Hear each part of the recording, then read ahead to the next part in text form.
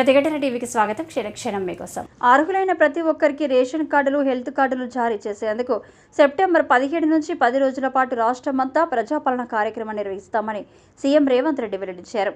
ఇకపై రేషన్ కార్డులకు, హెల్త్ కార్డులకు లింకు ఉండదని, వేర్వేరుగా జారీ చేస్తామని చెప్పారు.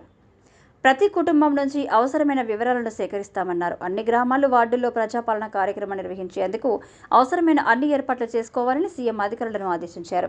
మంగళవారం సెక్రటేరియట్లో సీఎం రేవంత్ రెడ్డి మంత్రి దామోదర రాజనరసింహతో కలిసి ఉన్నతాధికారులతో సమీక్ష సమావేశం నిర్వహించారు. ఈ సందర్భంగా హెల్త్ డిజిటల్ కార్డుల జారీకి అనుసరించాల్సిన విధానాలు, ప్రతి ఒక్కరి హెల్త్ ప్రొఫైల్ నమోదుకు చేయాల్సిన వైద్య పరీక్షలపై చర్చించారు.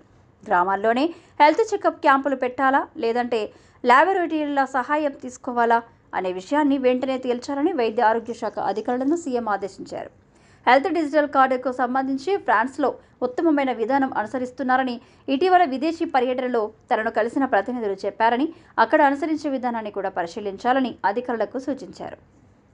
డెంగ్యూ, చికెన్ గున్యా, వైరల్ జ్వరాలపై సీఎం సీరియస్.